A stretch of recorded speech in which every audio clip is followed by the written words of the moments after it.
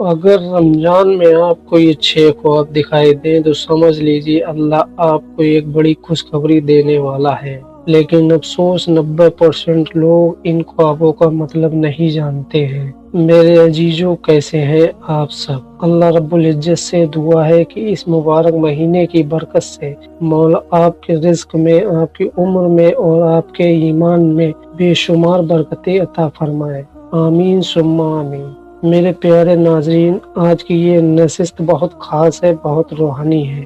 آج میں آپ سے کوئی عام بات کرنے نہیں آیا، بلکہ آج ہم اس عالم کی بات کریں گے جسے خوابوں کی دنیا کہا جاتا ہے، اور وہ بھی کب؟ جب آسمان سے رحمتیں برس رہی ہوں، جب جہنم کے دروازے بند کر دیے گئے ہوں، اور جب میرا اور آپ کا رب ہر رات پکار کر کہہ رہا ہو، ہے کوئی مانگنے والا جسے میں عطا کروں؟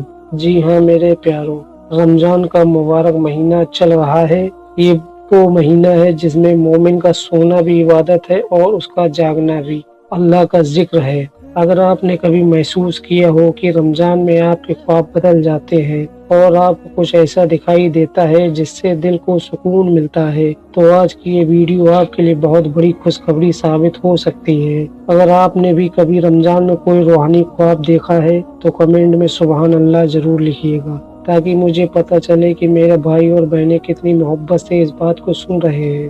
میرے ناظرین، بات شروع کرنے سے پہلے ایک بات صاف کر دوں، میں یہاں کوئی من گڑت قصے سنانے نہیں آیا۔ اللہ گواہ ہے، جو بات ہوگی وہ قرآن اور حدیث کی روشنی میں ہوگی، کیونکہ جھوٹ بول کر اللہ کی ناراضگی مول لینا کسی مومن کا کام نہیں ہو سکتا ہے۔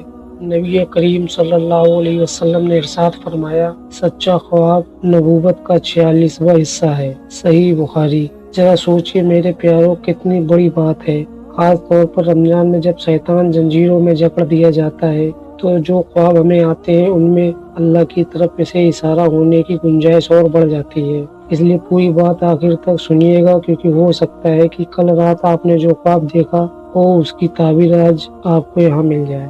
پہلا خواب، اگر آپ رمضان میں خود کو وضو کرتے ہوئے یا مسجد کی طرف جاتے ہوئے دیکھتے ہیں تو یہ کوئی معمولی بات نہیں ہے، یہ اس بات کی نشانی ہے کہ اللہ آپ سے راضی ہو رہا ہے۔ قرآن میں اللہ فرماتا ہے، بے شک اللہ توبہ کرنے والوں سے اور پاک رہنے والوں سے محبت کرتا ہے۔ سورہ البقرہ۔ اگر آپ کو ایسا خواب آئے تو سمجھ لیجئے کہ اللہ آپ کو اپنی عبادت کے لیے چن رہا ہے۔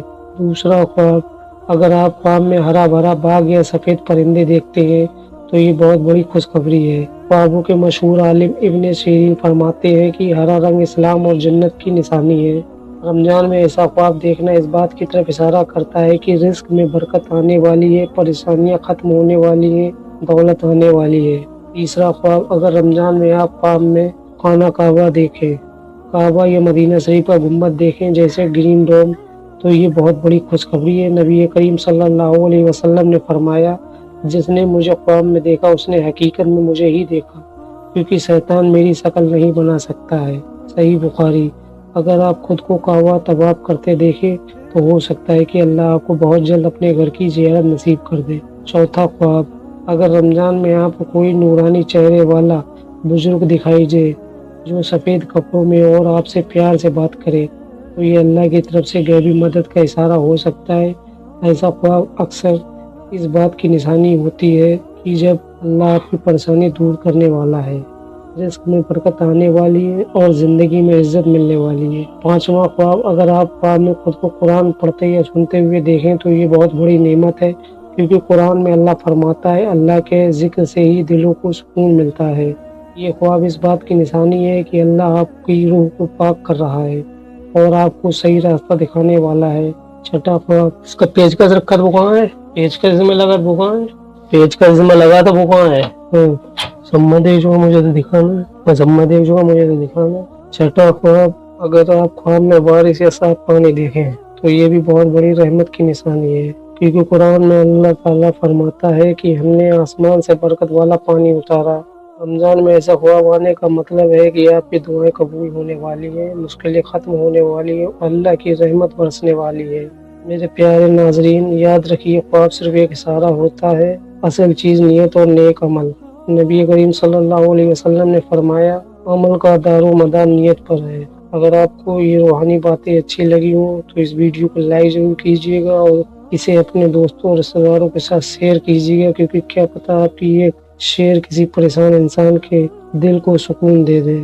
اگر آپ چاہتے ہیں کہ ہم اسی طرح کے روحانی اور اسلامی ویڈیو بناتے رہیں تو ہمارے چینل کو سبسکرائب کر کے اسی دینی پریوار کا حصہ بن جائیں۔